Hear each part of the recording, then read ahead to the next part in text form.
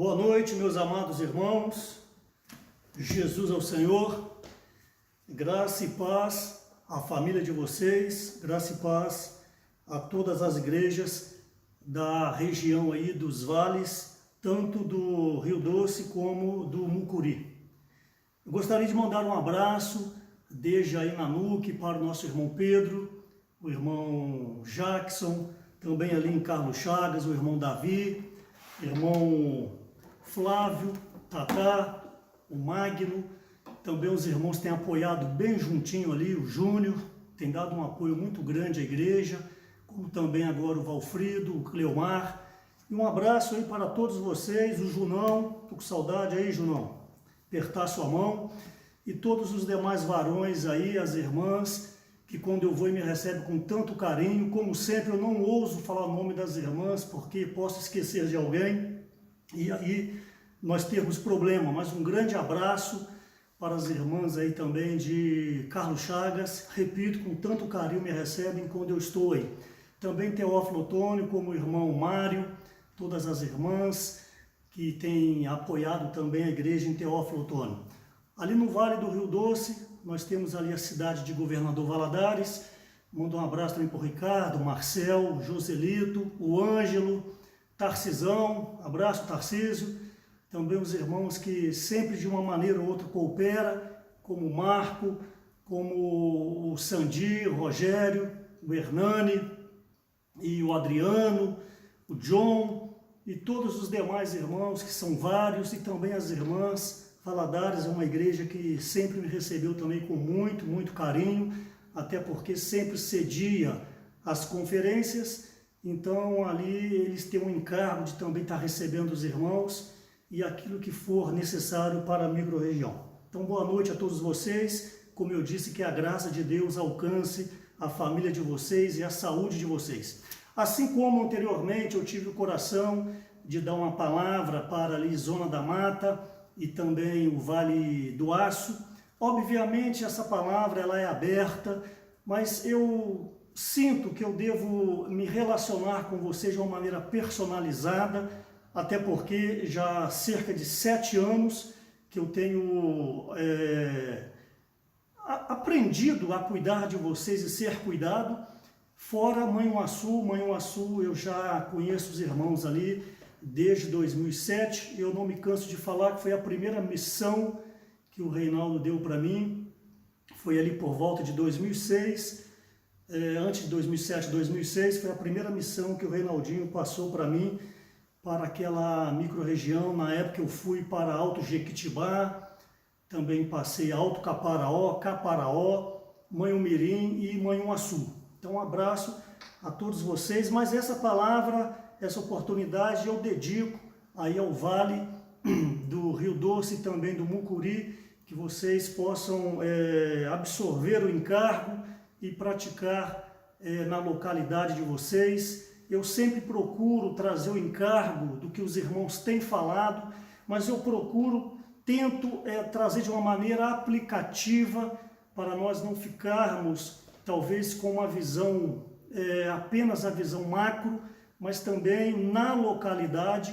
Não que a palavra falada ela não alcança, mas nós que estamos mais perto, às vezes nós sabemos de alguns detalhes, alguma necessidade a mais. Então o sabor dessa palavra tão somente é fazer chegar um pouquinho mais cozinhada com respeito à localidade, no caso a microrregião, ok? Nós não podemos perder o falar profético, o falar apostólico, a linha mestra que está sendo dada para nós. Desde sábado, nós fomos bastante ajudados com respeito à palavra da reconciliação. O irmão Esdras passou, foi a parte 6, se não me engano.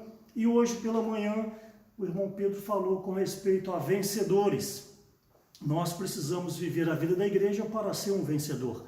Vale lembrar que a vida da igreja não tem um fim em si mesma.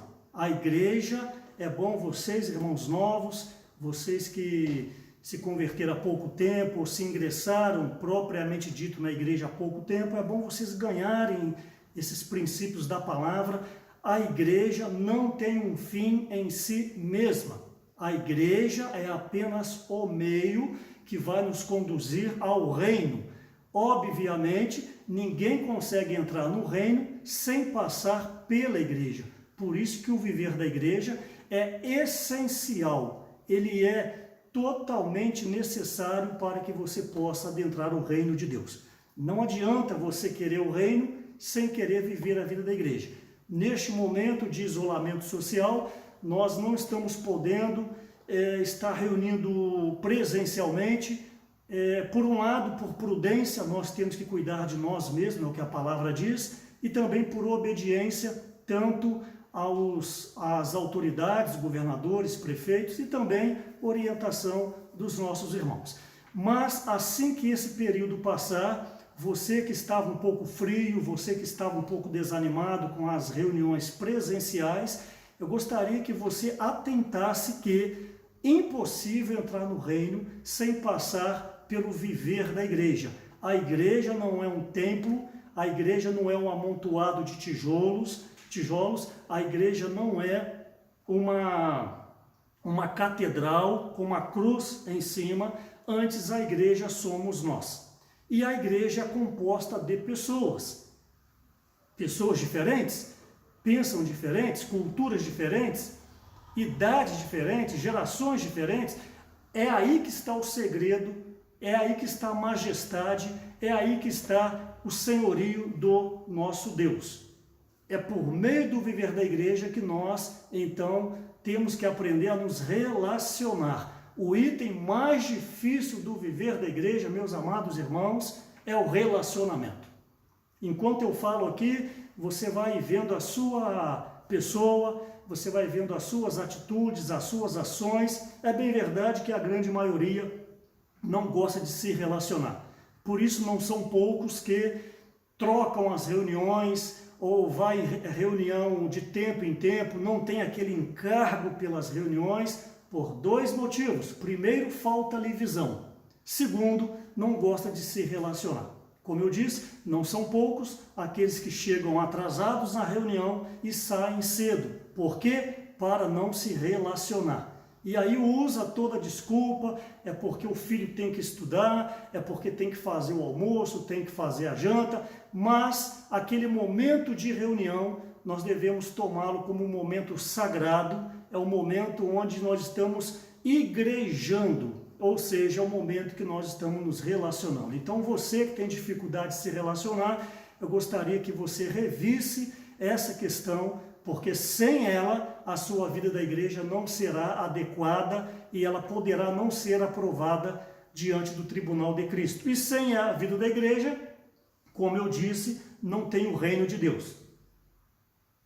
Então, o mais breve possível que essa questão de isolamento passar, que nós possamos então amar as reuniões. Hoje mesmo um irmão me ligou, até mesmo assim com lágrimas, dizendo que estava com muita saudade das reuniões, e é isso aí mesmo. Eu creio que o Senhor está permitindo, eu não estou dizendo que o Senhor enviou essa questão da pandemia, mas eu penso que Deus permite, que nada acontece sem a permissão do Senhor. Eu penso que isso é uma permissão para que nós valorizemos mais a vida da igreja, não como uma religião, não como você apenas ir ao local de reuniões, ouvir talvez uma boa palavra, uma bela palavra, colocar sua biblinha na sua mochilinha e vai embora, achar que já fez o dever de casa. Não, a vida da igreja começa dentro da sua casa. A vida da igreja, você que é casado, é com seu marido, é com a sua esposa, é com seus filhos. A vida da igreja é o resultado do seu viver familiar. Você não pode ter um viver familiar em um grau espiritual e quando está no local de reuniões, um outro grau espiritual. Com todo respeito, isso se chama hipocrisia. Isso aí é mentir contra o Espírito Santo. Isso é mentir contra você mesmo. Nós precisamos ser genuínos em casa, ser leitores da palavra, ser pessoas que estudem a Bíblia, pessoas que tenham ânimo pela palavra de Deus, pessoas que façam da leitura um dever diário. E não apenas a leitura, mas o desfrute, tocar em Cristo, ver Deus, respirar Deus, sentir Deus falando com você por meio da leitura. Eu temo que muitos não tenham essa experiência. Por isso o desespero da palavra falada pelos irmãos Pedro, Esdras, Miguel, o desespero para que nós achemos o caminho das pedras. Ao ler a Bíblia, ver Deus. Ao ler a Bíblia, tocar em Deus. E também por meio da oração, por meio dos compartilhares. Então, uma pessoa dessa, quando vai para o local de reunião, é uma maravilha, é uma festa. Por quê? Porque cada um leva uma porção. Cada um tem algo a apresentar. Cada um tem um Cristo a ser exibido. Essa é a genuína vida da igreja. Não é simplesmente você ir para o local de reunião. Você não ir ao local já é, com todo respeito, um pecado grave.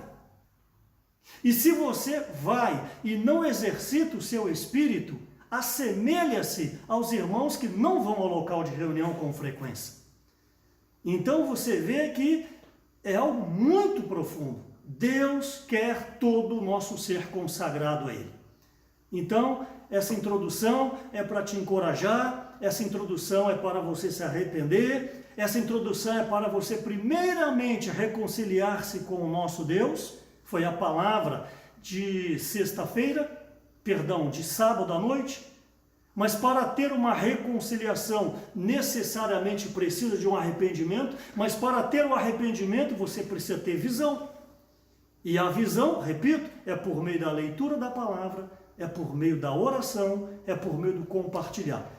Se você não gosta de se relacionar, se você pouco lê a Bíblia, se você pouco ora, como que você vai se arrepender? Então você poderá estar indo em um caminho, achando que esse caminho está correto, mas no final este caminho vai levar você para a morte, porque você não vai conseguir achar o Cristo ressurreto por meio deste caminho. Só há um caminho.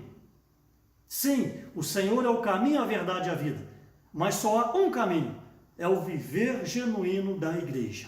Então nessa noite eu quero que você se arrependa, eu preciso me arrepender, nós precisamos amar mais a vida da igreja, ok? Então Nanuque, Carlos Chagas, Teófilo Otoni, Governador Valadares, vocês precisam valorizar mais a vida da igreja, valorizar mais os irmãos que Deus deu para vocês, valorizar mais a liderança que Deus deu para vocês, valorizar mais aquela irmã do seu grupo familiar que você está torcendo para ela mudar de bairro, para ela ir para o outro grupo familiar, mas sem ela você não será aperfeiçoado, sem ela você não será aperfeiçoada. Então vamos agradecer os irmãos que estão no nosso grupo familiar.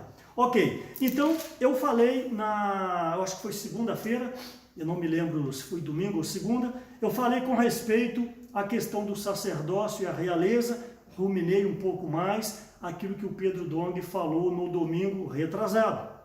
E obviamente eu não vou hoje fazer uma revisão disso, porque senão eu não desenvolvo o pequeno encargo que eu anotei aqui. Mas eu gostaria de lembrá-los com respeito a um ponto crucial para que essa igreja que eu estou falando seja vivida, um ponto crucial que precisa estar claro para nós. O nosso Senhor Jesus, como Filho unigênito de Deus, nós vimos ali a palavra grega monogenes, que quer dizer, que está ali em João 3,16, que Deus amou o mundo de tal maneira que deu o seu Filho unigênito. Essa palavra unigênito no grego é monogenes, que quer dizer o único, que quer dizer não nascido no tempo. Então esse Jesus unigênito do Pai, que é o Espírito que estava nele, que entrou em Maria em Mateus 1,18, esse Jesus então teve um viver humano nessa terra elevado, o corpo nascido de Maria, nós vimos sobre isso. Ele viveu então uma vida como um homem, mas sem pecado, 100% sem pecado. Então, durante o seu viver nessa terra, ele glorificou o Pai. Então, ele foi à cruz, porque a ida à cruz era um mandamento, a comissão, o encargo de Deus Pai para com ele, porque ele precisaria vir derramar o sangue em favor de toda a humanidade, até porque precisaria cumprir a lei de Hebreus capítulo 9, versículo 22, que sem derramamento de sangue não haveria remissão de pecados. Então, como que ele derrama um sangue se ele era o Espírito Santo? Daí então que você precisa entender que ele precisou se encarnar. Está em João 1,14, e o verbo se fez carne e habitou entre nós. Então, para nascer como homem, ele precisava de um vaso, ele precisava de um canal, ele precisava de um meio, falando aqui com todo respeito, e eu espero que você me entenda. Esse vaso, esse canal, esse meio, foi a pessoa de Maria. Maria, uma virgem, uma temente a Deus, uma da linhagem de Davi, uma pessoa exemplar, uma pessoa digna. Mas se não fosse ela, falando com respeito, por favor, se não fosse Maria, era a Penha. Se não fosse a Penha, era a Joaquina. Se não fosse a Joaquina, era a Geralda. Mas Deus precisava de um meio. Então a escolhida foi Maria, uma bem-aventurada para ser mãe do Salvador. Mas o foco não é Maria, o foco é o Espírito Santo que entrou em Maria. Mateus, repito, 1,18. O Espírito Santo, o próprio Deus, entrou em Maria e esta então deu à luz, já falamos sobre isso, nasce o menino, depois se torna um adolescente, uma criança, um adolescente, e depois se torna um jovem e um adulto, e aos 30 anos começa o seu ministério. Então, porque Jesus teve uma vida totalmente exemplar? Ele foi à cruz, como eu disse, era o mandamento de Deus. Ao terceiro dia, aleluia! Jesus é o Senhor. Você tem que vibrar com isso. Todo homem tem medo da morte. Mas Jesus, ao terceiro dia, ele venceu a morte e ressurgiu, ressuscitou. Aleluia! O que nós celebramos no primeiro dia da semana, que é hoje, o domingo? A ressurreição do nosso Senhor. Então, como diz ali em Hebreus 2, ele quebrou, ele destruiu aquele que tem o poder da morte, a saber, o diabo, aquele que detém as chaves do inferno, as chaves do Hades. Jesus, então, quebrou essa barreira e ressuscitou. Quando ele ressuscita, o véu do santuário rasgou-se de cima a baixo, já falei sobre isso, e Jesus transfigurado, então, ressurreto, ele rompe o véu espiritual, não apenas o véu do santuário foi rasgado, mas no lado espiritual, no aspecto espiritual, o Senhor Jesus, ele rompe esse véu e vai para outra dimensão. Que dimensão é essa? A dimensão de onde ele havia vindo, quando ele desceu nessa terra, deixando a sua glória, entrando em Maria. Então ele volta para essa dimensão, a dimensão do terceiro céus, que nós não sabemos como é. Paulo teve uma visão, João teve uma visão, e nós, vencedores, Jesus é o Senhor, nós também podemos ir ao terceiro céu. É uma única oportunidade que nós temos, as primícias de Apocalipse capítulo 14, nós fazermos parte das primícias da ressurreição e nós podemos então ver a morada de Deus. Eu digo para você, é a única oportunidade que você vai ter de conhecer a casa de Deus, que é ser um vencedor, parte das primícias. Então, quando o Senhor Jesus rompe esse véu como homem e entra na glória, isso está em Hebreus capítulo 5, ele foi nomeado, ele foi constituído, versículo 10, foi nomeado sumo sacerdote segundo a ordem de Melquisedeque. Também não vou falar sobre isso hoje, porque já falamos bastante semana passada. Então o nosso Senhor Jesus agora, ele se torna um sacerdote, o sumo sacerdote segundo a ordem de Melquisedeque, e também recebe a realeza. Isso está em Hebreus capítulo 8, versículo 1. Ok? Então agora nós temos um sumo sacerdote e nós temos ali o rei, como está em Apocalipse. Jesus, que como o homem não podia ser um sacerdote, porque ele não era da linhagem de Levi, mas ele era da linhagem de Judá, mas ao romper o véu, ele então passa a ser um sacerdote, não segundo a ordem humana, a ordem de Arão, mas segundo a ordem espiritual do próprio Deus, a ordem de Melquisedeque, que Melquisedeque representa o próprio Senhor.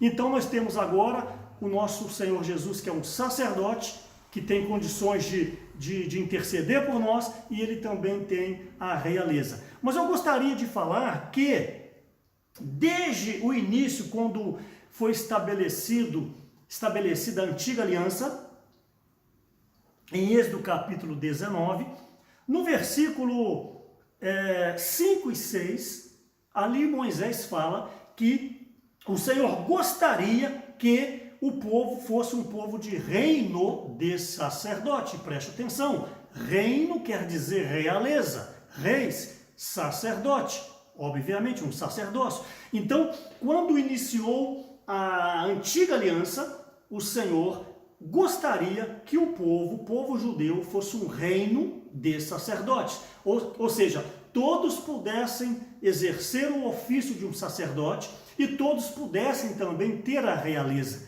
Mas vocês sabem, por causa de inúmeras quedas, essa questão então da primogenitura, podemos concentrar neste nome, ela foi rechaçada por Rúben, também anteriormente por Esaú. Então essa primogenitura ela foi multiplicada.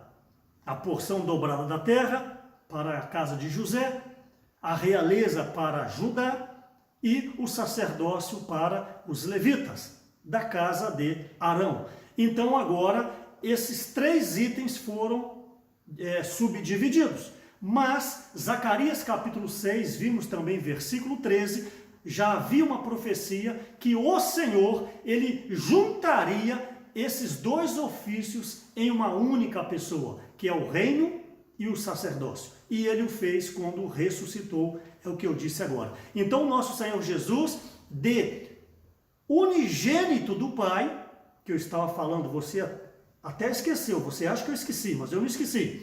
Ele era o unigênito, a palavra grega monogenes. Então, de unigênito, ele quando rompe o véu e entra aos céus, ele passou a ser o primogênito de Deus. Isso está em Colossenses capítulo 1, versículo 15, que é a palavra grega, nós vimos também, que é prototokos. Tem lugar que tem acento, tem lugar que não tem acento. E eu não sei falar grego, então pode ser prototokos ou prototokos. Cada lugar é de uma maneira. Eu estava pesquisando hoje novamente, alguns sites têm acento, outros sites não têm acento, mas não é importante. Jesus, então, de unigênito, o único, passou a ser o primogênito, o primeiro. E essa palavra grega, prototokos ou protótokos, quer dizer o primeiro em série. Aleluia! Quem é o Senhor? O Senhor protótipo. Quem é o Senhor? O Senhor é aquele que ultrapassou o véu, entrou em outra dimensão, deixou como um bandeirante um caminho aberto para nós, está em Hebreus, deixou um novo e vivo caminho, e agora ele é o primeiro filho de muitos. E esse muito, você está incluído nele. Mas vamos ver hoje que não basta você achar que você já faz parte desses vencedores para se tornar a procissão triunfante para ser um vencedor. Você tem que querer, e você quer, mas você tem que agir. Este é o problema. Uma das ações, já falei, é viver a vida normal da igreja. Uma das ações é ter um bom relacionamento com todos os irmãos. Você não pode fazer separação de irmãos. Aí na NUC, aí em Carlos Chagas, Teófilo Otoni, Valadares, você não pode ter problema com irmãos, em especial líderes, líder do grupo familiar, líder de jovens, a liderança mesmo específica, os presbíteros, os diáconos, as diaconisas. Você tem que estar bem afinado à liderança, porque a liderança é o governo de Deus. Você pode não aceitar a liderança, é um problema seu. É um problema seu você não aceitar. Mas eu digo, você poderá estar queimando tempo do seu viver da igreja. E naquele dia você poderá ter uma grande surpresa. Já falei várias vezes, você não foi chamado para concordar. Isso não quer dizer que você não possa dar a sua sugestão, desde que a sua sugestão passe pela cruz.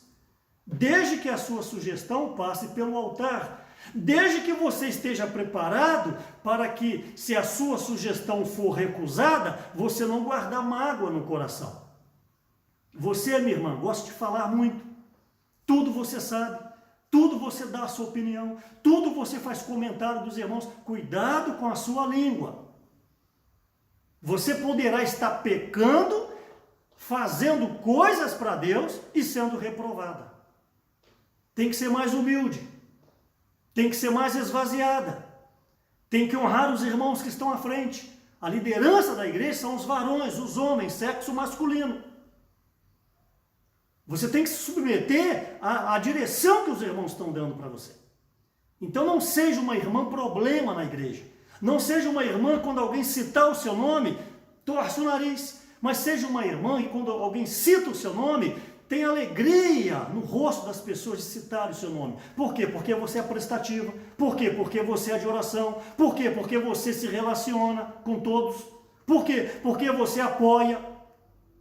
Então eu quero encorajar você a ser uma irmã que ora mais, uma irmã que coopera mais, mas seja alinhada à liderança da igreja. Então, desde o início deste povo, desde o início desse ministério da antiga aliança, como eu já falei, que só haveria uma aliança se tivesse um povo.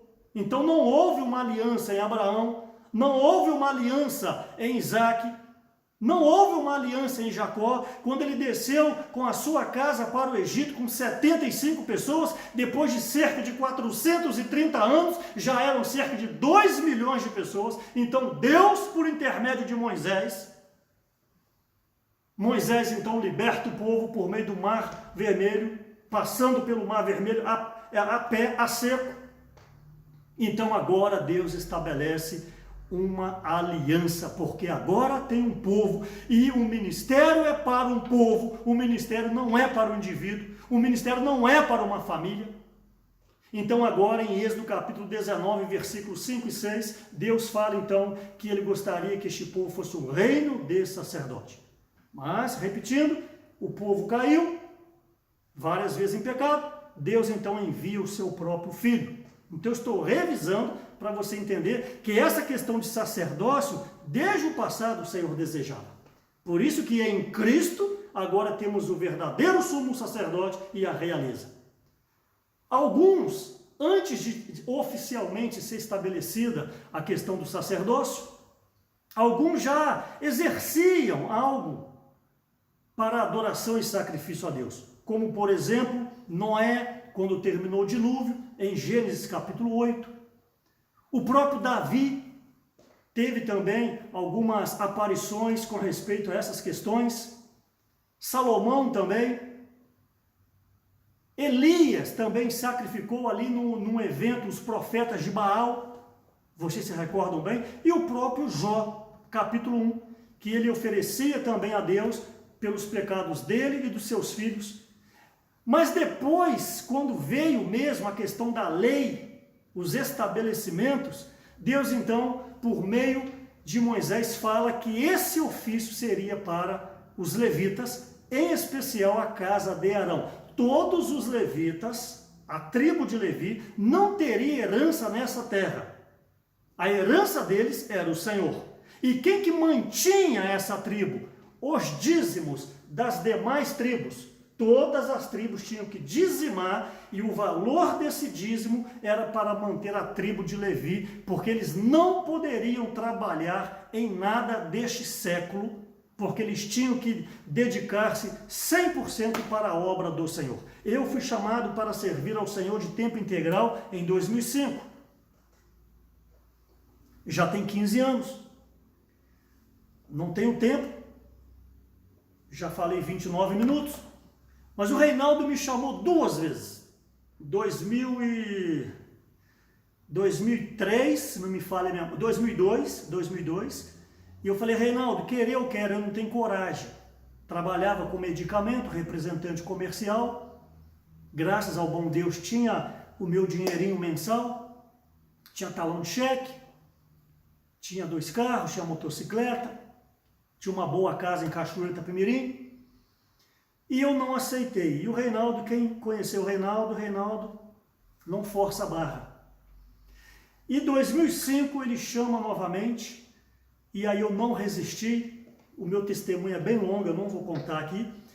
Eu não resisti e então deixei o meu trabalho secular e comecei a servir a obra. Eu até gostaria de continuar trabalhando com o medicamento, mas o Reinaldo sabia que, como Moisés falou, não podia deixar nenhuma unha para trás. Se deixa uma unha para trás, você vai voltar para buscar e o faraó te pega. Então, teria como eu conciliar o trabalho e servir a obra, mas o Reinaldo, encorajando, não quis, pediu para mim de fato deixar. Então, por meio do sentimento e também pelo apoio da minha esposa, as 2 vezes, então eu deixei o trabalho e estou servindo a obra desde 2005. Já tem 15 anos que eu sirvo a obra de tempo integral. Reconheço que sou devedor, reconheço que eu poderia me empenhar mais, reconheço que eu poderia me doar mais, mas o Senhor está trabalhando em mim, o Senhor está aperfeiçoando ainda, é um eterno aprendizado. Mas, de todo o coração eu digo, a minha alegria é estar com vocês. Eu não tenho maior alegria, irmãos, isso é um testemunho vivo, é de estar com os meus irmãos, amo demais vocês aí, seja essa micro-região que eu estou falando, como todo o Vale, toda a Zona da Mata e o Estado do Espírito Santo que tanto me acolhe, todas as igrejas, desde São Mateus, o norte do estado, até Marataízes, Presidente Kennedy, o sul do estado, como a região serrana, Conceição do Castelo. Morei em Cachoeiro muitos anos, servi na igreja junto com os meus amados irmãos ali, Eduardo, irmão Alexandre, os irmãos mais da antiga, depois veio o Fernando, o Messias, o Pereira, o Gessé, o Rodrigo, mas desde ali, 1992, quando eu comecei a conhecer a igreja, conheci o Senhor, que é uma igreja também que eu tenho muito carinho por ela. E sem falar as demais igrejas, que todas me recebem muito bem. Então, meu coração está servindo a vocês. Então, o levita, ele não poderia ter o trabalho secular. Ele tinha que ser integralmente para a obra. Daí a importância do sócio do Evangelho. Quando você oferta para o sócio do Evangelho, você está cooperando com os irmãos que servem a obra, você está cooperando com obreiros, você está cooperando com comportores, você está cooperando com a propagação do Evangelho. Por isso eu gostaria de relembrá-los, embora não estejamos fisicamente, mas não deixe de ofertar para o fundo da obra, ligue para a liderança, vê como que você pode ofertar, mas não deixe esse encargo das ofertas pararem, bem como também os dízimos. A localidade, você deve ofertar o seu dízimo, liga para a sua liderança e vê como você pode fazer. Os irmãos vão facilitar para você. Então, depois, como eu disse, oficialmente passa para a tribo de Levi, a casa de Arão, o ofício dos sacerdotes. Isso está em Êxodo capítulo 29 e Levítico capítulo 8. Eu espero que você esteja anotando. Êxodo capítulo 29 e Levítico capítulo 8 fala sobre essa definição que os sacerdotes seriam os levitas da casa de Arão. Tinha que ser da casa de Arão. No entanto, ainda não era uma coisa assim, casa da mãe Joana. Mesmo sendo um levita, ele não poderia servir no átrio, porque a partir do véu, só a casa de Arão, os sacerdotes que entravam ali para ter os seus turnos, para cuidar do candelabro, cuidar da mesa dos pães, cuidar do altar de incenso, e Arão também, e Arão uma vez por ano poderia adentrar o segundo véu, que é o Santo dos Santos, uma vez por ano, não vou falar sobre isso, mas os levitas tinham seus trabalhos no átrio. Mas, segundo Levítico capítulo 21, se tivesse algum defeito, Ali, obviamente, refere-se a defeito físico, mas hoje você não pode olhar para essas questões físicas, mas espirituais. Levítico 21 fala, não poderia ser cego, não poderia ter impinge, não poderia ser anão, não poderia ser corcunda. Cada aspecto desse tem uma aplicação espiritual que não convém falar agora, por causa do tempo, e não é o encargo. Então eu quero deixar claro, não basta você ser um levita, me permita, não basta você ser um crente, não basta você ser um cristão, não basta você ter sido batizado, não basta você bater no peito e falar que participa, faz parte da igreja. Não, você não pode ter defeito. Esse defeito, aplicando, ele diz muita coisa, rancores, inveja, ambição, orgulho, soberba, raiz de amargura. Pessoas assim não podem servir a Deus. Primeiro tem que deixar a sua oferta no altar e reconciliar com quem você tem um problema. Volta e você poderia então oferecer ao Senhor. Primeiro não vem a oferta, primeiro vem a pessoa. Isso está claro em Gênesis capítulo 4, a questão de Caim e Abel. Falei semana passada, primeiro Deus viu a pessoa de Caim, não aceitou, obviamente rejeitou a sua oferta. Deus primeiro viu Abel, Deus aceitou, como consequência aceitou a sua oferta. Então não fica aí cuidando de criança, com todo respeito, não fica aí ficando em recepção, não fica aí tocando um belo violão, uma bela guitarra, uma bela bateria, um belo saxofone, um belo violino. Eu não conheço mais instrumentos musicais. Não fique aí dando um showzinho à parte, com problema com liderança. Você está perdendo tempo.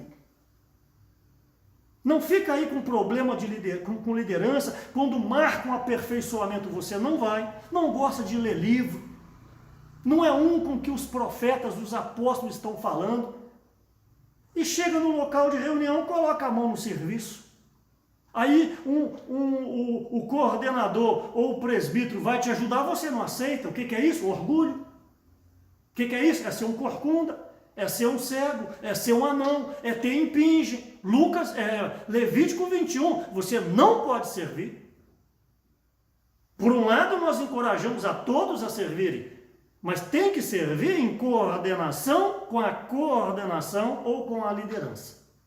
Então eu quero te ajudar para você parar de perder tempo.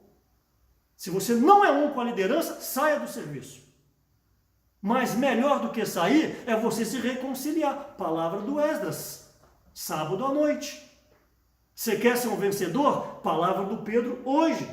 Terminou a palavra. Com respeito a Sião, com respeito ao Salmo 110, com respeito ao Salmo 2. Então, não tem para onde fugir. A igreja é o lugar para tratar com você. É melhor você jogar a toalha. Senhor, não tenho para onde ir. Para que iremos se só tu tens as palavras da vida eterna? Só a igreja tem a palavra do reino. Só a igreja aponta para você o caminho do reino. Só a igreja dá para você a visão macro da economia de Deus. Só a igreja dá a visão micro da economia de Deus. Por meio do livro de João 14, 15, 16, 17 e por meio de todo o livro de Hebreus. Então, esse sacerdote, ele era da casa de Arão, no caso, um levita. Eu gostaria, então, agora de tatear um pouco mais os deveres de um sacerdote. Eu gostaria de deixar claro para você que, espero que você me entenda, sacerdote ainda é uma palavra, a palavra do Antigo Testamento. Eu não estou dizendo que não existe a sua aplicação, mas sacerdote é uma palavra do Antigo Testamento, tanto é que, fora o Antigo Testamento, você só vai achar na Bíblia a palavra sacerdote no livro de os 4 evangelhos, no livro de Atos e Apocalipse. Por quê? Fora o Antigo Testamento. Porque os 4 evangelhos e Atos ainda era uma transição do Antigo Testamento, a Antiga Aliança, para a Nova Aliança, para o Novo Testamento. Ainda era uma transição. Quando Jesus viveu na época dos sacerdotes. Quando Paulo se converte e tem ali todo o livro de Atos, havia ainda ali o viver judaico, as sinagogas. Então, obviamente, tinham sacerdotes. É tratado também em Hebreus, fazendo menção de Jesus como sumo sacerdote segundo a ordem de Melquisedeque. E é tratado em Apocalipse, porque fazendo menção desse sacerdócio eterno do Senhor Jesus. Está claro isso? Mas nas epístolas mesmo, fora Atos, os Evangelhos, Hebreus e Apocalipse, nas epístolas mesmo, você não vê ali, pelo menos eu não vi, se eu cometer algum equívoco, você me perdoa. Mas não há essa questão do sacerdote. Mas há a questão do ministro. Você, por outro lado, não vai achar a palavra ministro facilmente nos evangelhos. Você acha em duas oportunidades. João 18:36 e Lucas 1:22. João 18:36, Jesus, em outras palavras, fala: se o meu mundo fosse dessa terra, que ele não é, Deus enviaria, não me recordo como que está escrito lá, ministros, olha a palavra ministros, e não deixaria que ele fosse crucificado. Esses ministros são os próprios anjos.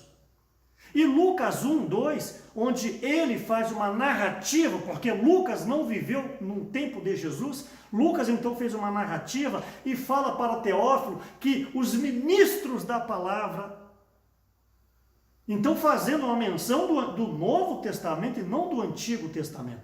Então, o ministro hoje, por isso que o tema geral da conferência é o ministro da Nova Aliança, o ministro, ele está no lugar do sacerdote. Mais ou menos, só para você entender. Ok? Então, pois bem, se você pega o apóstolo Paulo, por exemplo, Paulo foi feito ministro. Se você abrir a sua Bíblia, por favor, Atos 26, Atos capítulo 26, ó Senhor Jesus, falei 40 minutos. Atos 26, versículo 16, diz o seguinte, o Senhor falando: mas levanta-te e firma-te sobre teus pés, porque por isso te apareci para te constituir ministro e testemunha. E aí o versículo segue. Então, Paulo foi constituído um ministro. Isso também está em Efésios 3, 7 e 8. Por favor, você pode anotar. Colossenses 1, 25. Você que está no chat aí vai colocando, viu? Efésios. Inclusive, você que está no chat aí, sempre que você colocar, é bom você colocar a igreja. Por exemplo, Colatina, coloca lá Colatina. É legal os demais irmãos ver a interação das igrejas. Você que é de Carlos Chagas, você que é de Nanuque, vai colocando aí, vai colocando a cidade. Eu acho que é importante. Ok, Efésios 3, 7 e 8. Colossenses 1, 25. Atos nós lemos agora 26, 16. E também Romanos capítulo 15, versículo 8. Então você vê que no Novo Testamento, nas epístolas, você não vê a questão do sacerdote, você vê a questão do ministro. Então quem é você? Um ministro. Então, pegando na palavra do Antigo Testamento para trazer para o Novo Testamento, qual a principal função de um sacerdote?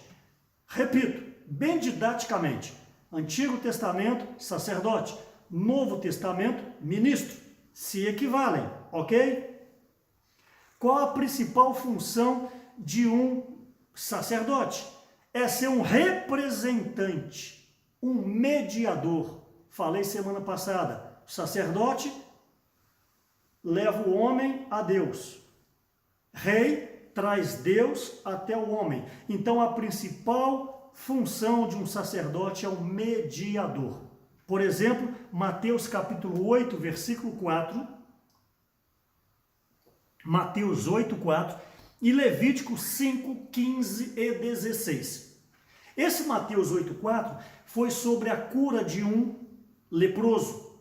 O Senhor cura o leproso então chega alegre e tal. Jesus fala o seguinte: vai, apresenta-te ao sacerdote. Eu gostaria que vocês atentassem para isso. Obviamente, o Senhor Jesus é superior a tudo. Mas como homem, espero que você me entenda, quem era a liderança do judaísmo, da sinagoga, ali, de uma maneira bem prática? O sacerdote. Não era Jesus. Então, quando o leproso voltou curado, o Senhor falou o seguinte: por causa da lei de Levítico, o Senhor falou: vai, procura-te o sacerdote. Era para quê? Era para ele procurar a liderança, me permita aplicar, a liderança da igreja. A liderança da igreja iria checar, está ok? Libera para viver a vida normal da igreja. Gostaria de dar uma ajuda para vocês. Obviamente, penso eu que não tem isso hoje, como houve num passado recente. Se tem alguém rebelde contra a igreja, se tem alguém que causou dano para a igreja, se tem alguém que denegriu famílias na igreja, lideranças nacionais, locais, e esse alguém parou de reunir, e esse alguém agora deseja voltar a reunir, e você é muito amigo dessa pessoa. Então você chama essa pessoa para a sua casa, você não é um líder, você chama essa pessoa para o grupo familiar, e daqui a pouco essa pessoa vai se infiltrando. Eu quero dizer, você está agindo errado. Se essa pessoa que pecou deseja voltar a reunir, e você é muito amigo dela, e ela já entrou em contato com você, seja sábio. Você vai falar o seguinte: meu amigo, você deseja voltar mesmo? Você se arrependeu? Arrependi. Então vai, abro aspas, ao sacerdote. Vai, a liderança da igreja. A liderança da igreja vai saber como agir. Uma vez que a liderança da igreja teve comunhão, sentiu paz no espírito, sentiu verdadeira comunhão, a liderança então vai passar para a igreja que este irmão, esta irmã, essa família se arrependeu e deseja voltar ao viver da igreja. Então, a liderança vai dar as orientações como que este irmão, essa irmã, essa família vai se integrar à igreja. É bom para todo mundo, é bom para essa família, para essa pessoa, porque ninguém vai ficar olhando com o olhar de acusação, porque a liderança já deu o aval, e a liderança vai fazer de tudo para essa família ser integrada novamente à igreja o mais breve possível, mas tem que seguir os caminhos corretos. Não adianta você, porque amigo é amiga, tentar ajudar, você poderá prejudicar. Então veja esse princípio do Senhor Jesus. O leproso voltou todo alegre, fui curado. Jesus, calma. Procura a liderança, procura o sacerdote e ele te dirá o que fazer. Amém? Então eu espero que você aplique isso na sua localidade. Então o primeiro item é: a função principal de um sacerdote é ser um mediador. Mateus 8, versículo 4, Levítico 15, versículo 5 a 6. Esses sacerdotes também tinham as suas responsabilidades. Às vezes é muito fácil você falar de uma liderança. Às vezes é muito fácil você falar de uma diaconisa que está cuidando do serviço de criança. Você, mamãe, você prefere crer no seu menino de 2 anos que chorou na salinha, que contou mentira, falou que a tia bateu nele, e você desonra uma avó que cuida das crianças. E você desonra uma irmã que passou a semana inteira preparando as liçõezinhas para as crianças, comprou o lanchinho, arrumou a sala, e a sua criança de 1 ano ou 1 ano e meio, primeiro choro, você já deixa a reunião, sai do salão de reunião, se é em cima ou se é do lado, e já entra para a sala desonrando a irmã que está cuidando. Ali tem uma liderança, ali tem uma autoridade, e você precisa se submeter. Você precisa crer nas irmãs, alguns lugares também irmãos. Você precisa crer nos irmãos que estão cuidando, porque esses irmãos, essas irmãs estão debaixo de uma orientação dos presbíteros da igreja. Então eu gostaria que as mamães também, o irmão Esdras agora vai começar a dar uma palavra para as mães, vocês já sabem disso, assim como o Miguel falou várias palavras de oração, o Esdras vai dar palavras para as mães. Eu espero que você aprenda a ser uma mãe verdadeira. Uma mãe que entenda que o seu filho precisa ser aperfeiçoado nos caminhos da igreja. E não colocar o seu zelo materno, o seu cuidado materno à frente de uma autoridade espiritual que está ali cuidando, zelando, morrendo na vida da alma para poder cuidar do seu filho. Você está lá sentado ouvindo a palavra. A irmã está lá cuidando do seu filho. Não poucas vezes, os seus filhos, 2, 3. Então que você também entenda essas questões. Então, as responsabilidades de um sacerdote, Números capítulo 18, ok? Diz o seguinte, versículo 1 de Números 18, ok? Gostaria que você acompanhasse. Coloca no chat aí. Números 18, 1. Disse o Senhor a Arão, tu e teus filhos, e a casa de teu pai, contigo levarei sobre vós a iniquidade relativamente ao santuário, tu e teus filhos contigo levarei sobre vós a iniquidade relativamente ao vosso sacerdócio. Então, ser líder não é fácil. Aqui está dizendo que todo problema que houvesse no santuário e no ofício do sacerdócio, quem pagaria a conta? Arão e seus filhos. Então eu gostaria, em nome de Jesus, agora que você abrisse os seus ouvidos. Você aí em Nanuque, você aí em Carlos Chagas, você aí em Teófilo Otoni, você aí em Governador Valadares. Abra os seus ouvidos.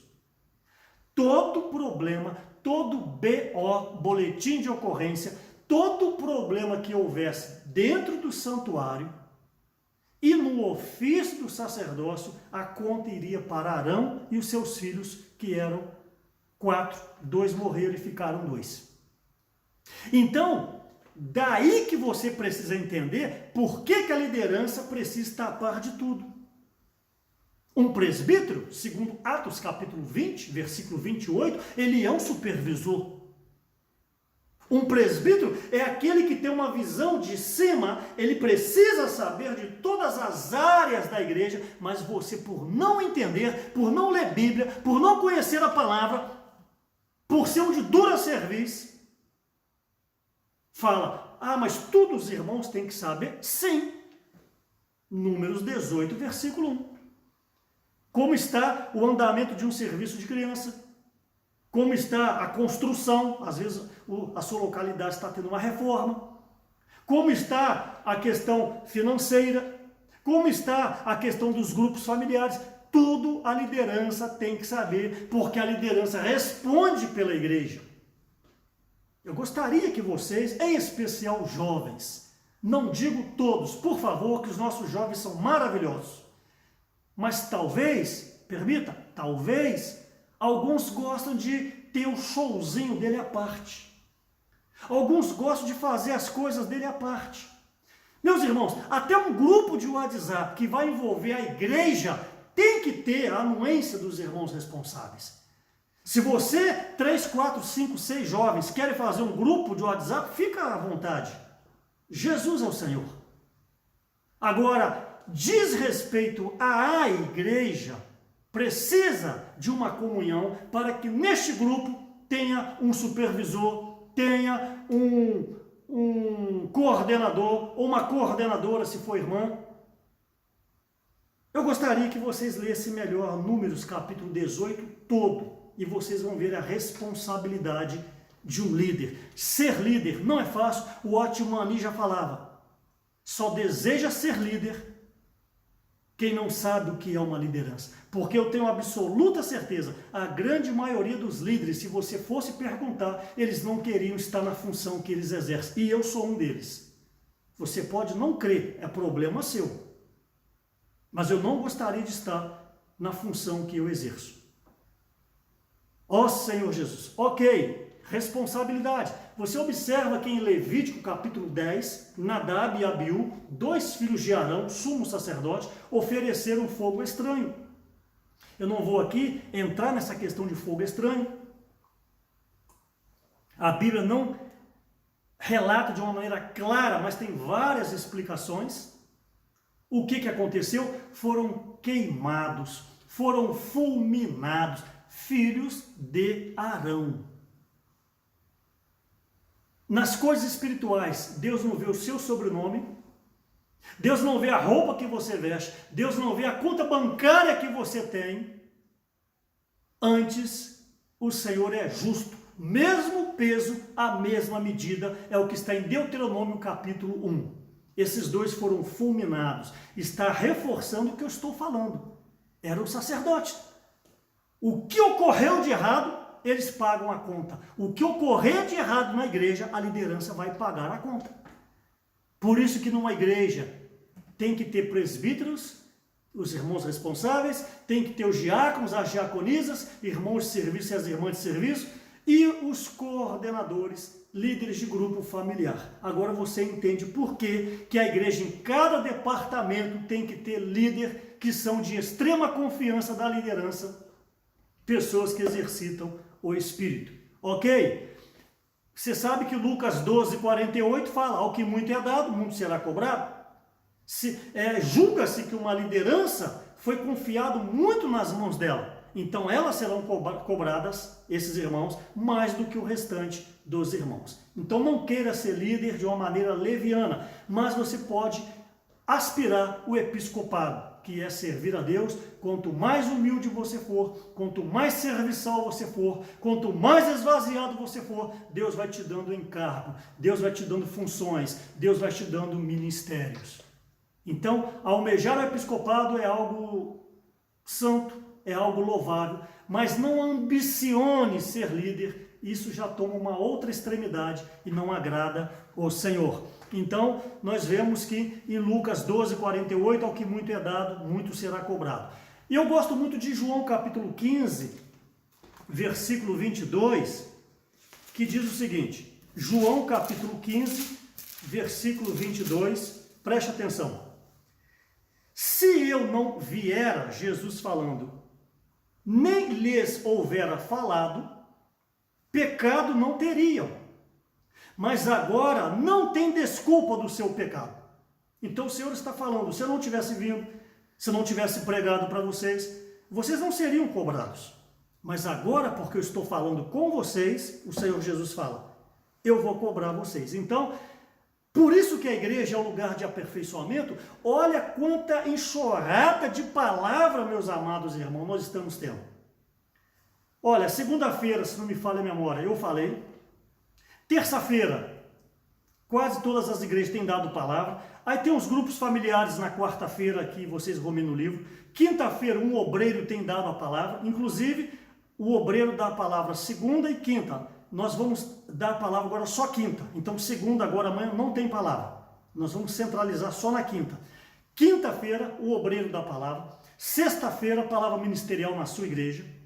Sábado, o irmão Esdras. Domingo, Pedro. Domingo, agora eu estou falando, olha quantas informações vocês têm. Eu pergunto, o que isso tem mudado a sua vida? João 15:22. Você não pode dizer que você não sabe. Você não pode dizer que você não sabia. Você está sabendo.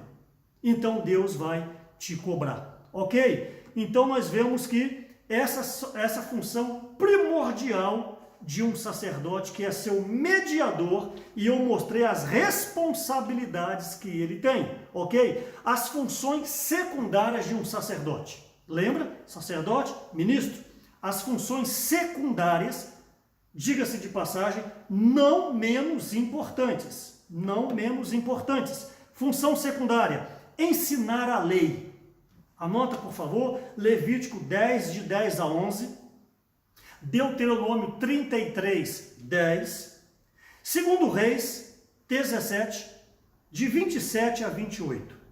Então, função secundária de um sacerdote, não menos importante, ensinar a lei. Também ele lidava com a jurisprudência. Você que é advogado, você entende muito bem isso, você que é promotor, como Marco aí em Valadares. O sacerdote também entrava nessa área. Deuteronômio capítulo 21, versículo 5. Deuteronômio 21, versículo 5, e também, de uma maneira bem geral, Levítico 13 e Levítico 14, ali ele tinha que também cuidar e zelar e orientar com respeito à saúde. Fala da lepra, tal, ele dá muitos detalhes, o sacerdote tinha que ter um conhecimento de pele para poder ver se era lepra, se era muito grave, se não era. É um capítulo até difícil de ler, Levítico, capítulo 13 e capítulo 14. Então, eu falei do sacerdote, das suas funções práticas, primordiais e também das suas funções secundárias. E com respeito à realeza, as funções de um rei, está em Deuteronômio capítulo 17, eu não vou deter muito, mas eu gostaria de, antes de tocar, ler com vocês Romanos capítulo 5, versículo 17. Falei do sacerdote, agora estou falando da realeza, porque o Senhor se tornou um sacerdote real, um sacerdócio, sumo sacerdote, também com a realeza. Deuteronômio 17, mas eu vou ler agora Romanos 5, Deuteronômio 17 fala sobre as funções de um rei, os deveres de um rei. Mas Romanos 5, nós estudamos isso em 1995, isso está fresco na minha memória ainda. Romanos capítulo 5, versículo 17 diz: se pela ofensa de um e por meio de um só, reinou a morte, muito mais os que recebem a abundância da graça e o dom da justiça reinarão em vida. E o versículo continua. Tema da conferência de 1995, Romanos, reinando em vida. Era o tema geral. Então aqui você vê, reinarão em vida. Então, Deuteronômio capítulo 17 fala das atribuições de um rei. Estou fazendo ligação à realeza. Por favor, versículo 15. Diz o seguinte: estabelecerás com efeito sobre ti, como rei, aquele que o Senhor teu Deus escolher, homem estranho que não seja dentre os teus irmãos, não estabelecerá sobre ti, e sim um dentre eles. Então, o primeiro item, tinha que ser um homem que Deus escolhesse. Não podia ser rei, alguém fora do povo. Então, primeiro item que eu gostaria de falar. Você como um sacerdócio real, está em 1 Pedro capítulo 2, versículos 5 a 9. 1 Pedro 2, 5 a 9. Você como um sacerdócio real, sacerdócio na questão de função, mas diz respeito ao ministro da nova aliança. Então você como um ministro da nova aliança, você tem que ser alguém íntimo de Deus. Para ser rei, não podia ser alguém estranho, mas tinha que ser alguém íntimo de Deus. Então, qual é o grau da sua intimidade com o Senhor, eu te pergunto? Meus irmãos, nessa noite eu quero te induzir a ler a palavra, induzir a comer a palavra, induzir a beber a palavra. Só tem intimidade com Deus quem lê a palavra. Não adianta você ser só de oração. Eu não vou entrar em detalhes aqui, o iletrado que de fato não sabe ler. Mas se você é só de oração, você pode ser um espiritual sem a base da palavra. E por outro lado, não basta você só ler a palavra se não é de oração, porque você vai ganhar a letra, mas não tem a oração que é o falar de Deus. Então, eu quero te encorajar nessa noite para ser íntimo de Deus, para poder reinar em vida com a realeza que o Senhor Jesus te deu. Você precisa ser alguém íntimo, alguém perto, alguém dentre o povo, alguém que vive a vida da igreja. Fora isso, você é alguém de fora, pode ter capacidade, pode ter eloquência, pode ter sobrenome, pode ter cursos, pode ser doutor, mas falta ali a intimidade com Deus, e a intimidade com Deus vai levá-lo a ter intimidade com a igreja, em especial com a liderança da igreja. Se você não se bica com a liderança da igreja, você não poderá reinar em vida. Sempre vai lhe faltar algo. Deuteronômio 17, versículo 16, não multiplicar, o rei não podia multiplicar para si cavalos e nem voltar para o Egito. Isso tem muita aplicação no Antigo Testamento. Mas passando para o Novo Testamento, é você não querer a segurança no mundo. Cavalos, na época, era sinal de um poderio militar muito grande. E voltar para o Egito é fazer aliança com o mundo. Então, para ser alguém que reina em vida, você não pode depositar no mundo a sua confiança, buscar a segurança no mundo. Deixa as reuniões para trabalhar final de semana, trabalhar feriado por causa de uma nota de 100, por causa de R$1.000, porque você quer ver a poupança gorda. Para olhar para ela, agora o meu celeiro está cheio, a minha alma pode se fartar. Louco, esta noite pedirão a tua alma. Então, um rei não poderia voltar ao Egito, nem multiplicar para si cavalos. Versículo 17 de Deuteronômio 17. Não multiplicar mulheres, prata e ouro, para não desviar o vosso coração. Você sabe o que ocorreu com Salomão. Salomão, um homem sábio, Deus deu uma sabedoria tremenda para ele, fez tudo errado. Voltou para o Egito, multiplicou cavalos, casou com várias mulheres. No final da sua vida, o seu coração, perto do final da sua vida, o seu coração estava desviado.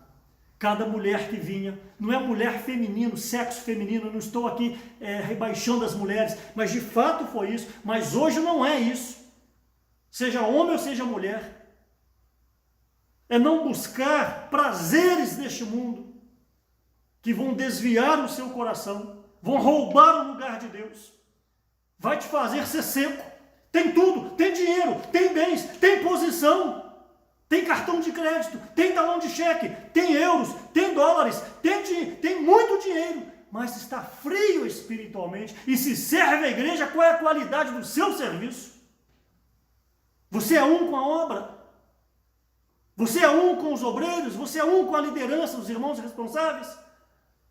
Ou você quer fazer o seu showzinho? Você quer mostrar que você é o melhor na igreja, mas não se bica com a obra, não se bica com a liderança da igreja? Qual é o seu serviço, meu amado irmão? Que você seja mais humilde, mais esvaziado, porque deste é o reino dos céus. Versículo 18. Ter um traslado da lei, o rei tinha que ter a Bíblia, me permita aplicar, e não só ter como ler, versículo 19, para aprender a temer o Senhor. Não é ter medo, temer é reverência, temer é respeito. Então, para ser um rei, tem que ler Deuteronômio 17. Para ser um rei hoje, reinar em vida, você tem que aplicar essas questões hoje no Novo Testamento. E o versículo 20 do capítulo 17 de Deuteronômio: não se elevar sobre seus irmãos. Você que está servindo a igreja, você que é um obreiro, temos aí o Joselito, temos aí o Flávio, no Espírito Santo temos o Célio, temos o Clidenor, o Jean, o Marcelo, temos vários obreiros na região 6, louvado seja Deus. Temos os cooperadores. Se você está numa função dessa, cuidado para não elevar o seu coração, achar que você é o melhor. Ser um obreiro não quer dizer que é melhor do que o outro irmão.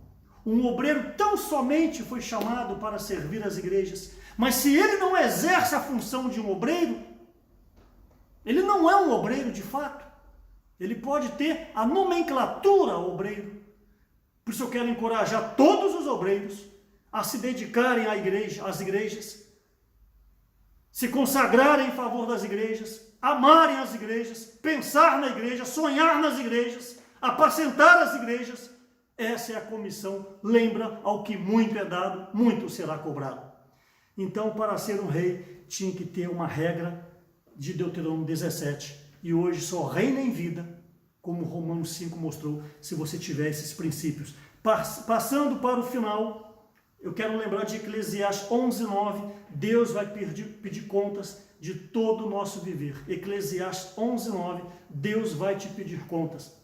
Chegando para o final, o Pedro ainda falou sobre isso hoje. Tudo isso é para quê? Quando o seu entra-o-véu se torna um sumo sacerdote e toma a realeza, a majestade, Hebreus 8:1. Tudo isso é para que a igreja seja edificada, mas a igreja edificada, eu disse no início, ainda não é o fim. Através da igreja edificada é que Cristo vai encabeçar todas as coisas. Cristo vai encabeçar todas as coisas, esse é o propósito de se tornar um homem. Ele vai encabeçar tudo por meio da igreja. E a igreja é você. Então, se você não se santificar, se você não se edificar, se você não cooperar com todas essas palavras que eu estou falando, a igreja não será edificada e Cristo não poderá encabeçar todas as coisas. Mas o tempo está passando, com você ou sem você.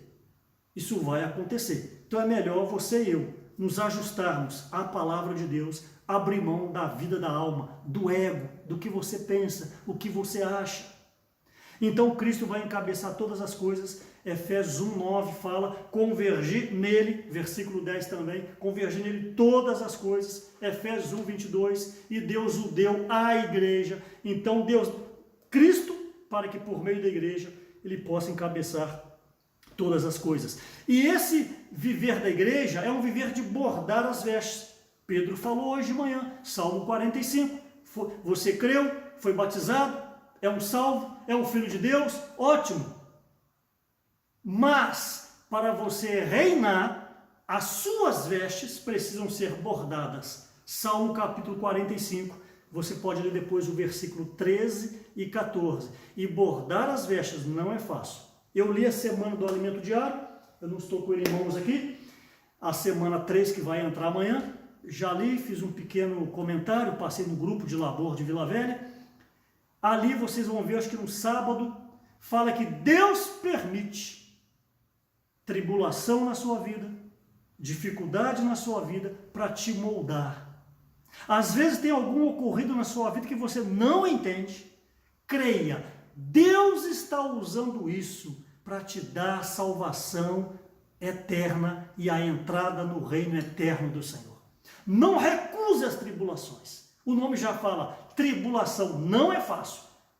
É fácil você pregar, mas quando ela vem na sua vida, você se desespera. Mas tome posse dessa palavra nessa noite. Por meio dessa tribulação, Deus quer fazer de você um vencedor. Deus quer fazer de você uma vencedora. Creia na palavra, não creia no que eu estou dizendo. Essa semana vocês vão desfrutar sobre isso. Então, as nossas vestes precisam ser bordadas. Se não tiver veste bordada, a salvação inicial não é capaz de permitir que você entre no reino. Isso está em Mateus 22:11. O Senhor Jesus, o rei, entrou na sala das bodas. Quando ele olhou, ele viu que tinha alguém que não tinha as vestes nupciais. Pegou essa pessoa, amarrou de pés e mãos e jogou no ranger de dentes. Então, ser salvo é uma coisa, porque você creu, porque você foi batizado, porque você invoca o nome do Senhor. Parabéns, é isso aí mesmo.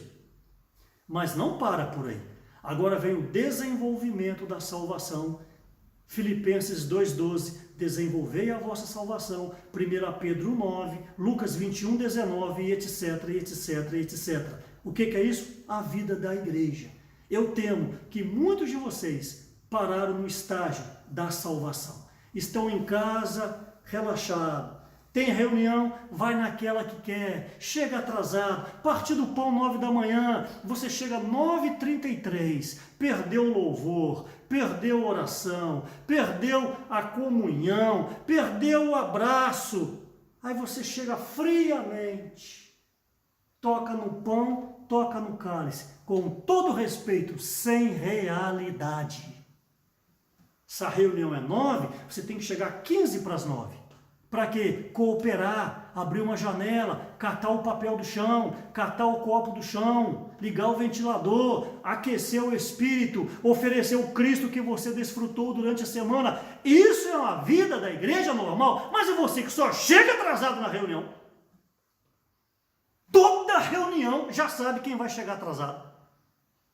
Toda reunião, a fulana vai chegar atrasada, aquela família vai chegar atrasada, vai sentar atrás do local de reunião, à esquerda ou à direita. Os irmãos estão pedindo, por favor, chegue para frente, e você é birrento. Lá atrás, quase nas trevas exteriores, o que é isso? Coração duro. Sim, fica chateado comigo, o problema é seu. Eu estou aqui como um ministro falando que o problema é seu. Você tem que aprender a ser mais humilde. O seu pescoço, a sua cerviz é muito dura. Teve alguém com a cerviz dura que Deus teve que tocar na sua coxa. Esse alguém foi Jacó e se tornou um coxo o resto da vida. Não seja alguém lembrado como alguém que Deus teve que tocar para quebrar a dureza do seu coração. É mais fácil se humilhar e falar como Maria: eis aqui a serva do Senhor. Seja como aquele centurião: Senhor, uma só palavra sua.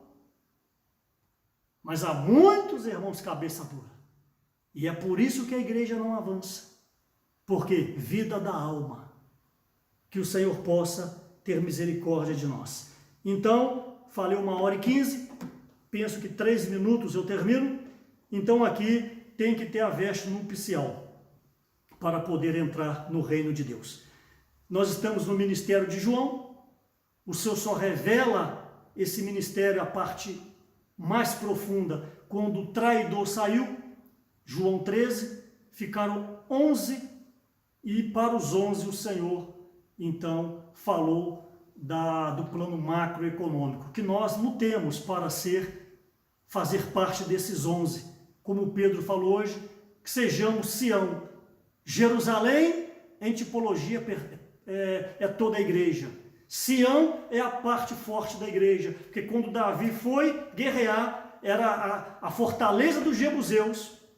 Davi então derrota e faz dali a cidade de Davi, que quer dizer a fortaleza de Davi. Sião é a parte forte da igreja. Lute, você aí na NUC. Não importa o número de irmãos, viu, Jackson? Viu, Pedro? Viu, irmãs e os demais irmãos? Não importa o número de irmãos, sejam Sião em Nanuque. Seja Sião em Carlos Chagas, em Teófilo Otônio e também em Governador Valadares. Sião é a parte forte. E nós precisamos de ter muita empatia se quisermos ter o ministério da reconciliação, como 2 Coríntios fala para nós. E para finalizar, eu quero tocar em um versículo de Lucas 10. Eu estou parado em Lucas há muito tempo desfrutando. E vocês conhecem a parábola de Lucas 10 sobre o bom samaritano. Sobre ali que um homem, a partir do versículo 25, um homem, ele pergunta ao Senhor o que devia fazer para ser salvo, entrar no reino. O Senhor falou o seguinte: ama o teu próximo. Aí ele perguntou: quem é o meu próximo? Aí vem a parábola a partir do versículo 30. O Senhor começa a dizer que um homem descia de Jerusalém para Jericó. Não fala quem é esse homem. Só que este homem foi pego pelos salteadores, pelos ladrões. Os ladrões o roubaram e bateram muito nele e jogaram ele na estrada semi-morto. A palavra diz que passou um sacerdote, olha bem, que era alguém que deveria ajudar, passou um sacerdote. Quando o sacerdote viu o homem caído, passou de canto, foi embora. Daqui a pouco vem o levita, passa também, vê o rapaz, passa de canto, vai embora e não ajuda. Aí vem um samaritano e ajuda essa pessoa. Leva na hospedaria e tal, o detalhe você conhece.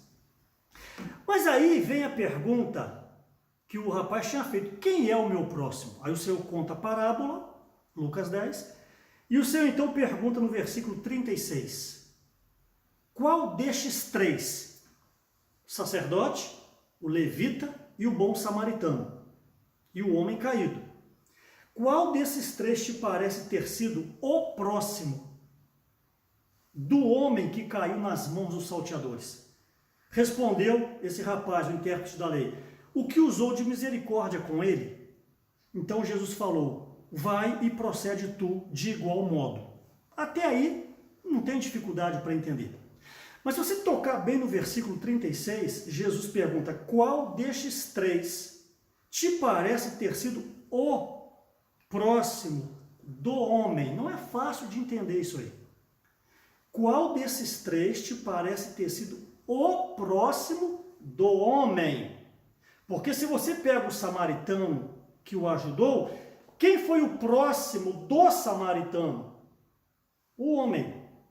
Então, quem é o próximo do samaritano? O que necessitava de ajuda. Ok, mas o versículo fala: qual parece ter sido o próximo do homem? Quem é o próximo do homem? Então, eu queria aplicar para vocês o seguinte: muitas vezes na igreja, você fala: você, minha irmã, em especial, você, meu irmão, ninguém me liga, ninguém sente saudade de mim, ninguém se preocupa comigo, ninguém cita o meu nome, eu sou um zero à esquerda. É muito fácil vivermos uma vida de mendigo na vida da igreja. Você só quer ser apacentada, você só quer ser ajudado, se é irmão, você só quer ser lembrada, se é irmã, você quer que o seu nome esteja em evidência, você, meu irmão, quer que o seu nome seja em evidência. Mas preste atenção que tudo tem dois lados. Eu, irmão Marcos Frigulha, quem é o meu próximo? Aplicando: o rapaz que está caído, o rapaz que necessita de ajuda. O meu grupo familiar é o meu próximo. Quem que você na igreja tem que apacentar primeiro? O seu grupo familiar. É por isso que você está num grupo familiar. Não vai olhar irmão do outro grupo, não. Cuida do seu grupo familiar. Então, quem é o meu próximo? O rapaz que está caído. Mas preste atenção. Quem é o próximo do rapaz que está caído? É o que a pergunta fez aqui. 10:36. Qual destes três te parece ter sido o próximo do homem? Então, o próximo do homem é quem o ajudou. Eu não sei se você está entendendo. O meu próximo é quem necessita de ajuda, eu vou ajudar. Mas aquele que eu ajudei, eu sou o próximo dele. Então, aplicando isso, não fica querendo só para você: venha a mim o reino. Tem que me ligar, tem que me apacentar. Mas nessa noite eu quero que você olhe por outro ângulo. Quem é o seu próximo? O seu próximo é aquele que cuida de você. É aquele que te ajuda. É aquele que ora por você. É aquele que intercede por você. Resumindo, ame mais a liderança da sua igreja. Hebreus 13:7-17. Honre os irmãos que cuidam de vocês. Nós que servimos a obra para dar uma palavra como essa, irmãos, eu falo para vocês, é o dia todo ruminando. O meu domingo hoje não existiu praticamente em termos de coisas para mim. É em cima da Bíblia, é orando, é com temor. Senhor, o que falar? Então, não fique querendo só ver o teu reino. Doe-se para a igreja. Ore por aqueles que cuidam de você. Orem por aqueles que zelam por você. Orem por aqueles que intercedem por você. Honre a liderança da sua igreja. Honre os irmãos líderes a nível nacional, regional, micro-regional e local. Que o nosso Senhor abençoe. Me perdoe hoje foi a mensagem mais longa que eu falei, 1h23, me parece. Se sintam abraçados. Em breve, em nome de Jesus, estaremos juntos. As igrejas não podem parar, as igrejas precisam avançar. Senhor, em teu nome eu quero abençoar Nanuque, eu quero abençoar Carlos Chagas, eu quero abençoar Teófilo Otônio, quero abençoar Governador Valadares. Essas cidades têm aqueles que invocam o teu nome, essas cidades têm aqueles que dão testemunho da unidade. Senhor, traga paz entre essas igrejas, Senhor, traga paz e harmonia entre a liderança, entre os grupos familiares, e entre todos os irmãos e as irmãs, que esse ministério da reconciliação, Senhor, ele possa estar pairando sobre nós e que nós possamos lutar por Sião para adentrarmos o reino de Deus. Eu abençoo em nome de Jesus o Espírito Santo, o estado do Espírito Santo, abençoo todo o Vale de Minas e também a zona da Mata Mineira, toda a região 6, Jesus é o Senhor. Irmãos, boa noite, para frente vamos.